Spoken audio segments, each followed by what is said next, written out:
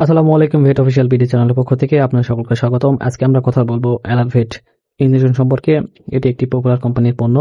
উপাদান: প্রতি মিলি সলিউশনে রয়েছে ফেনিরামিন, মিলিয়েন্ট বিপি 22.75 মিলিগ্রাম। নির্দেশনা: গবাদি পশুর অজানা বিভিন্ন রোগের কারণে সৃষ্ট অ্যালার্জির জন্য শরীরের বিভিন্ন স্থানে চুলকানো, চর্মরোগ, ত্বকের প্রদাহজনিত রোগ, আর্টিকারিয়া, চামড়ার নিচে পানি জমা, বিষাক্ত পোকামাকড়ের কামড়, তীব্র আলোর কারণে চামড়ার প্রদাহ, রাইনাইটিস, ঘোড়ার লেজ পচা রোগ, পাকস্থলী প্রদাহ, গাভীর প্রদাহজনিত রোগ, গাভীর প্রসবকালীন পক্ষাঘাত, সিরাম শক, পারপেরাল টক্সিমিয়া ইত্যাদি, সেকেন্ডারি রিটেনশন, পালমোনারিক এডিমা, ঘোড়ার পালমোনারিক এমফাইসিমা ইত্যাদির জন্য অ্যালারভেট ব্যবহৃত হয়ে থাকে। এছাড়াও ডাক অ্যালার্জি, অ্যানাফাইলেকটিক শক, গিরা ফোলা, পেট ফোলা, গাভীর তীব্র জরায়ু প্রদাহ প্রভৃতির উপসর্গতে অ্যালারভেট ব্যবহৃত।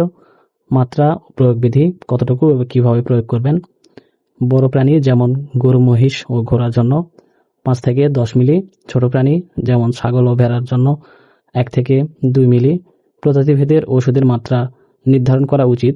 প্রথম দিকে সাধারণত অল্প মাত্রায় ওষুধ প্রয়োগ করা উচিত, কারণ দেখা গিয়েছে যে অ্যালার্জি নিবারক ঔষধ কম মাত্রায় প্রয়োগ করলেও অধিক কার্যকরী ফল পাওয়া যায়। অ্যালারভেট সাধারণত মাংসপেশিতে ও শিরায় ব্যবহার্য। ওষুধটি কার্যক্ষমতা প্রয়োগ পদ্ধতির উপর নির্ভরশীল। শিরায় প্রয়োগ করলে খুব তাড়াতাড়ি কার্যকরী হয় এবং মাংস প্রয়োগের করলে 10 থেকে 20 মিনিটের মধ্যে কার্যকরী হয়। প্রয়োজন সাপেক্ষে 8 থেকে 12 ঘন্টা পর পুনরায় প্রয়োগ করা যেতে পারে, অথবা রেজিস্ট্রিকৃত ভেটেরিনারি চিকিৎসকের পরামর্শ অনুযায়ী ব্যবহার করুন। সংরক্ষণ ও সতর্কতা: আলো থেকে দূরে 30 ডিগ্রি সেলসিয়াস তাপমাত্রার নিচে সংরক্ষণ করুন এবং সকল ঔষধ শিশুদের নাগালের বাইরে রাখুন।